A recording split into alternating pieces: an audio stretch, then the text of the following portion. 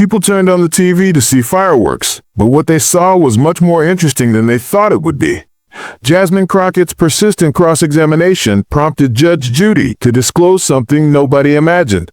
This wasn't your average courtroom drama. It was an unexpected masterclass in legal techniques that kept everyone on the edge of their seats.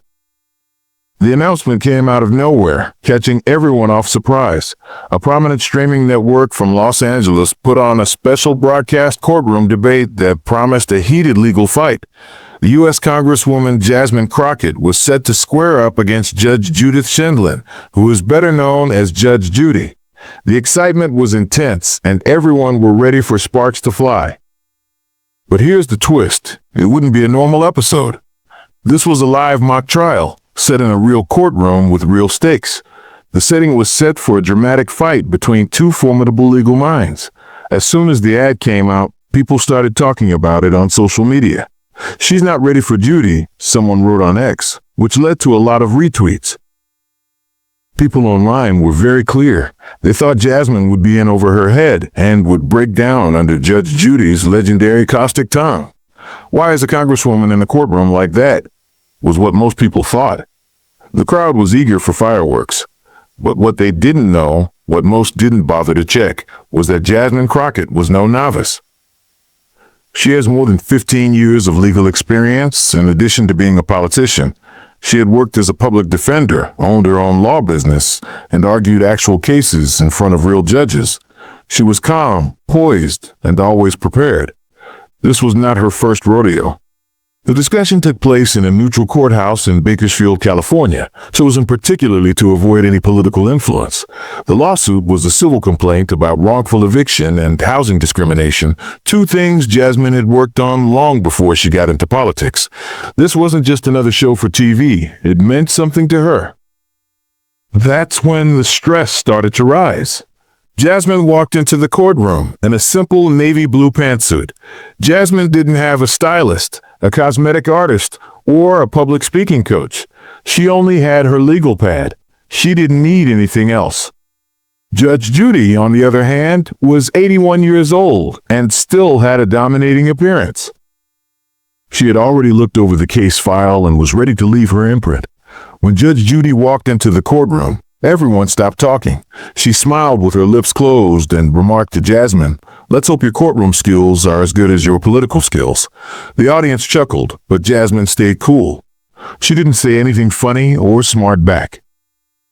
She just adjusted the microphone, got forward, and remarked, "The client deserves real advocacy, not performance."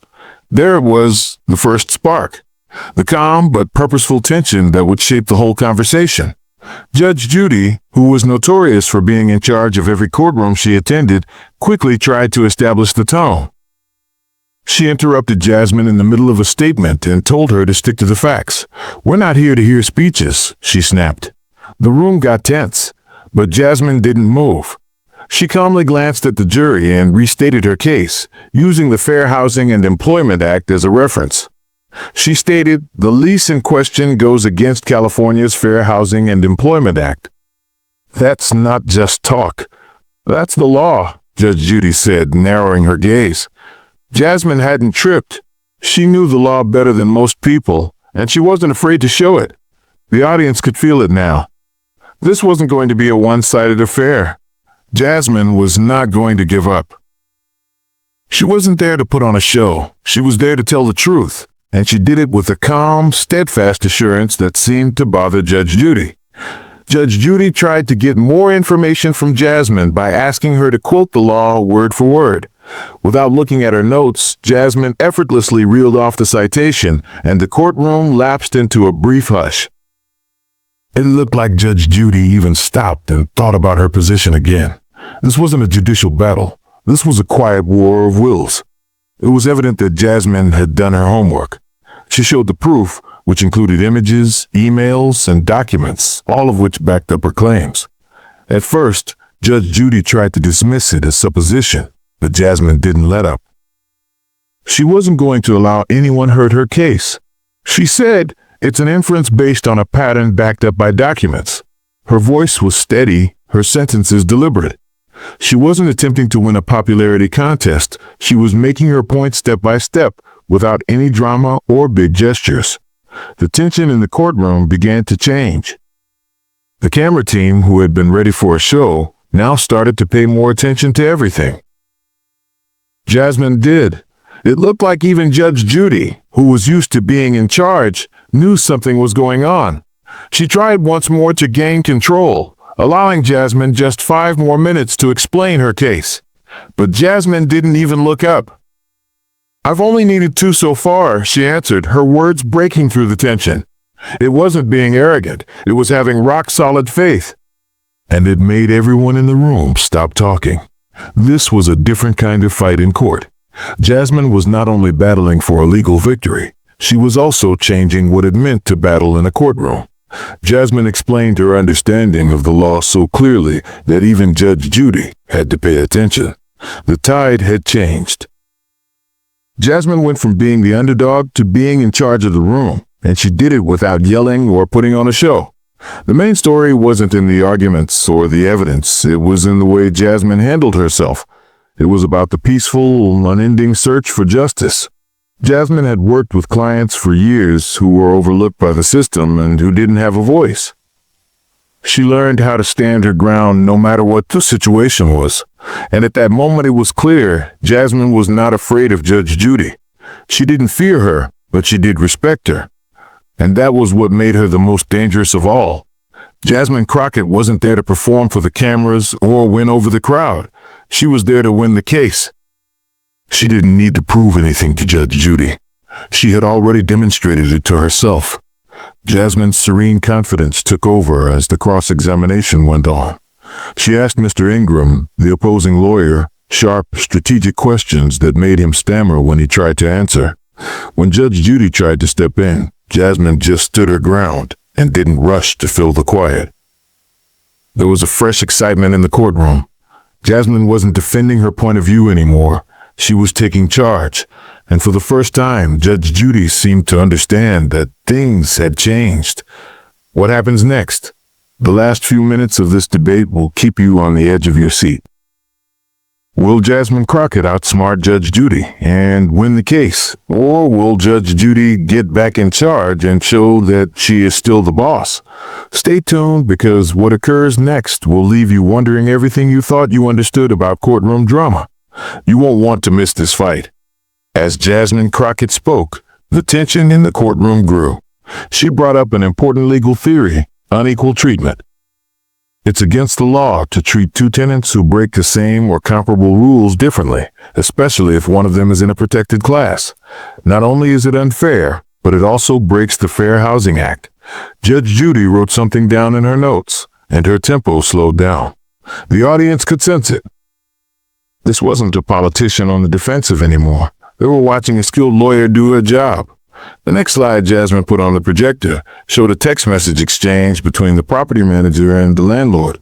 One statement stood out, stark and unambiguous. "I don't like the direction this place is heading. Too many of them moving in." No names, no background, but the meaning was plain. Judge Judy read it aloud slowly, and for the first time that day, she stopped. She didn't push back, crack a joke, or make a sharp remark. She merely stared at the television as if something inside her had recalibrated. Jasmine stepped away from the projector, her voice steady. "The court can decide what that text means, but to the person who was evicted, it meant everything." A subtle shift occurred in Judge Judy's posture, not defeat, but a calm respect. The room stayed quiet. They weren't waiting for Judge Judy to take over the conversation for the first time. They were watching her think about what was happening. Then came the moment that would change the course of the trial. Finally, Judge Judy, who had been in charge of the courtroom for decades, spoke again. She said, "Miss Crockett," and hit the edge of the bench with her pen. "I've let you explain your theory to this court, but now I want something else. I want a precedence. I want black-letter law." There it was, the pressure back on Jasmine. It was no longer about what people thought, it was about the law. Jasmine didn't flinch. She reached into her binder, which had been used a lot and had worn edges. This wasn't a show binder. It was made for real legal work. She started with U.S. v. Mochashevsky, 9th Circuit, 2011. The case was about a renter who was kicked out after breaking a few little rules in the lease, even though the landlord said he was neutral. The court said that the eviction hurt tenants who were on public assistance more than other tenants, which was against the Fair Housing Act. She took her time. She didn't trip. She was cool, and the law was on her side. Judge Judy leaned back, her expression unreadable.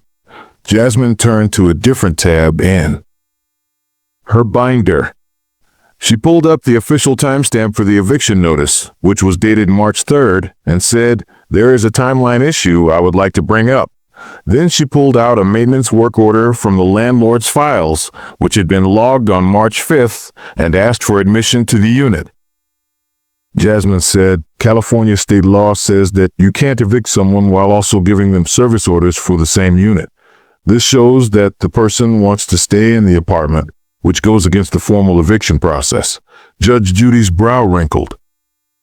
Jasmine's voice remained firm, and she mentioned the exact statute. California Civil Code Section 1946.1, any eviction filed while actively treating the unit as occupied is considered voidable. Judge Judy asked the court clerk to pull up the reference statute for the first time that day.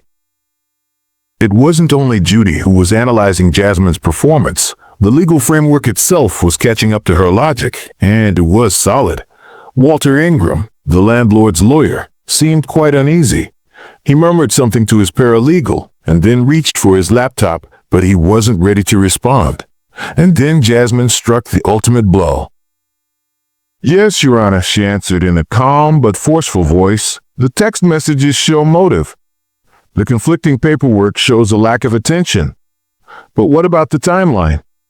"That shows a legal mistake," she said, pausing for affect. "Legal error, Your Honor, is your domain." The words hung in the air. Judge Judy fell silent for 3 long seconds. It wasn't the normal TV courtroom silence. It was actual, contemplative silence. For the first time in this trial, Judge Judy spoke in a way that made it seem like she was thinking about how strong Jasmine's argument was. "I want a recess," she replied, standing up and vacating the bench. 20 minutes. No one had expected that. Jasmine went back to her table without being bothered, pulled out a pen, and started to write. The courtroom was still. An older juror with a legal pad in her lap jotted something down, and then smiled to herself. She had seen what everyone else had. Jasmine had not only scored a point, but she had also taken down a key part of the other side's case. When Judge Judy returned, she was different. She didn't seem scared, but she did seem eager to take charge again. She sat down, pulled her robe down a little, and leaned forward a little. "We've heard good arguments," she replied in a voice that was carefully measured. "But this is more than just a law school lecture. What you're saying might be true in court, but I want to know if you understand how this case affects people." Jasmine looked up from her notes, but her face was blank. Judge Judy went on, "Do you know how many times I've sat here and seen young, smart, well-spoken lawyers come in here with a lot of theories and citations, only to fall apart when they have to deal with the messy realities of real life?" Jasmine's answer was calm and calculated. "Yes, Your Honor," she responded simply. "But I also know that the law isn't just about rules. It's about being fair." Judge Judy didn't move. "Then why do you seem to be trying to impress the judge instead of representing your client?" The question hit home. It wasn't legal. It was personal. Jasmine, on the other hand, didn't rush to answer. She let the words sit in the air.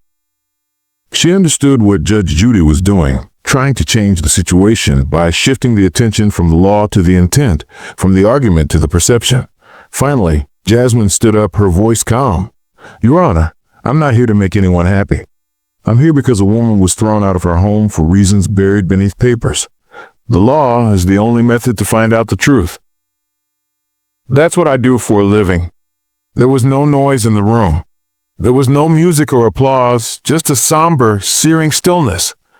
Jasmine stared at Judge Judy, who looked less stern than previously. "What if I told you," she added softly, "that you remind me of who I used to be?" Jasmine didn't react with shock or astonishment. She just said, "Maybe that's why we're both here." The moment was profound. Both of them were no longer attempting to win. They were just talking to each other as equals, showing respect for the law and the system they worked for. But before anyone could figure out what had just happened, Walter Ingram leaped to his feet and protested. "Your Honor, what does this have to do with anything?" Judge Judy didn't even look at him. "Please sit down, Mr. Ingram." He did, fully aware that the room was no longer his. Jasmine turned back to Judge Judy. She replied, "This case will come down to the law. But don't get me wrong, Congresswoman. What you do in this courtroom is just as important as what you put in your binder." Jasmine nodded and spoke in a calm voice. "I know, Your Honor. That's why I was ready." And with that, the last part of the trial began. Jasmine went back to the podium, and with each step, her calm confidence grew.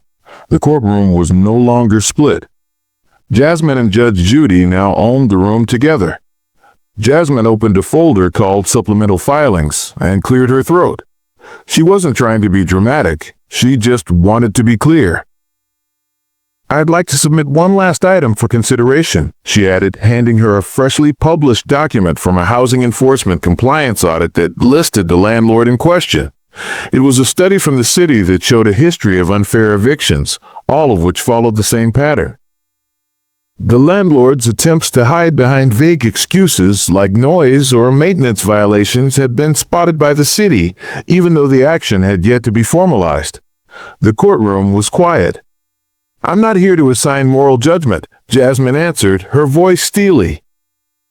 "But when a landlord evicts someone because of their own bias and hides it in paperwork, it makes a pattern of exclusion. If the court rules in favor of the defendant here, it sends the message that discrimination is okay as long as it's dressed up in legal language." The last pieces were in place, and Jasmine's argument weighed thick in the air. The people in the courtroom were no longer observing a legal dispute. They were watching a fight for justice. Judge Judy took a deep breath and finally replied, "You've made your point." Her voice was calm but full of respect. People had been waiting for this moment. Jasmine Crockett had shown what she could do, but the landlord's lawyer, Walter Ingram, wasn't ready to give up. He rose up again, attempting to save what he could. "Your Honor, this is only one report. It hasn't been checked." "It's speculative," he argued, but Judy cut him off with a dismissive wave. "You had your chance," she murmured, turning back to Jasmine. After then, Judge Judy reclined back in her chair with her arms crossed. It wasn't a defensive stance, it was a deliberate one. She has gone through thousands of hearings, legal discussions, and fights of pride, but Jasmine didn't want to play that game. You brought facts with you. You gave the law, not your own view. And most importantly, you respected the process, Judy said. Jasmine's answer was simple. It's not about me. It has to do with the client and the system. That line hit harder than anything else that was uttered in court, because in most courtroom dramas, whether they are genuine or on TV, it always comes down to ego. The lawyers wanted to show off and be in charge, but Jasmine never took it personally. She never let go. Even when people were angry, she kept the debate on fairness, process, and the law. And that hit a nerve with everyone who was listening, not just Judge Judy. Judy finally said, "You are tough, I'll give you that." Jasmine didn't grin. "You have to be when people think you're not," she said. The tension in the room, which had been building for hours, began to change. A few jurors looked at each other, knowing that Jasmine had shown quiet strength. They weren't seeing a fight between people anymore. They were seeing something much more rare: respect. Jasmine hadn't made a lot of noise. She didn't try to be better than anyone else. She had just stayed calm and collected, and it was the strength everyone saw. But just when everything looked like they were going to calm down, Judge Judy unleashed a surprise. She looked at the last document Jasmine had sent her and gently turned it over. She wasn't doing this because she hadn't read it. She just needed a moment. Then, with a voice that was quieter than before, she glanced up at Jasmine and remarked, "Congresswoman Crockett, you have shown great control. I have to say that when I saw your name on this, I thought I would be dealing with someone who cared more about appearances than results. I thought politics would be like on TV. I thought someone would have practiced. But you argued like someone who still files motions. Someone who still knows what it's like to sit with a client who can't afford to lose. Jasmine stayed still and let the words sink in without saying anything. There was no smile or comment, just a calm understanding that Judge Judy had seen something real. Judy leaned back in her chair and said, "I underestimated you, not in a condescending or arrogant way." The truth was heavy in the air at that moment. Jasmine didn't seem shocked or happy. She only nodded, agreeing with what they said. "Judge, the law still matters," she responded in a calm voice. "I keep coming back to it for that reason." Her simple answer hit harder than any of the legal citations she had given before. It wasn't simply a fight for the case, it was also a fight for the process to be fair. There was no noise in the courtroom. No one said anything or moved. Then Judge Judy spoke again, this time more slowly. "I don't know if you'll win this case. The jury will decide that. But I will say this, everyone in this room will remember how you acted. Not me at all." And then the time came that would change everything. Jasmine gave a slight nod that was polite but not too humble. "Thank you, Your Honor." Judy still had more to say. "I hope your coworkers in Congress see this. Because we need more people who debate like attorneys and not marketers. People who listen before they talk. People who don't depend on slogans." Jasmine didn't answer right away.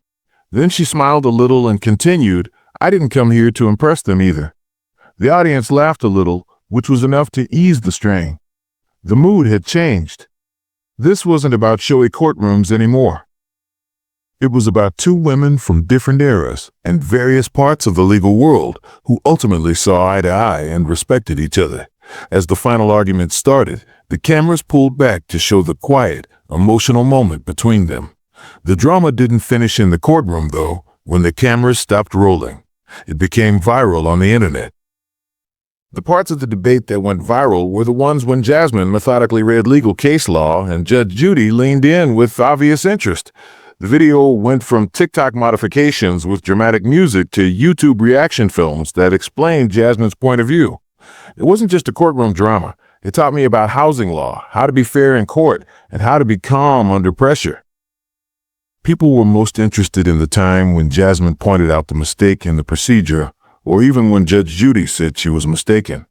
The remark that Jasmine stated, "I didn't come here to be liked," was what stood out. "I come here to be heard." That line struck a chord with people of all ages. Older fans of Judge Judy wrote long essays on Facebook on what it meant to see someone achieve respect by being credible instead of loud. Younger people liked Jasmine's calmness because they saw that she didn't flinch or rush. She just knew what she was talking about. By the end of the day, MSNBC and CNN had taken up the story and were talking about whether this simulated trial had revealed more about real power relations than any political argument. Even people who liked Judge Judy had to admit what they saw. "It wasn't a takedown," said one tweet that went viral. "There was a change."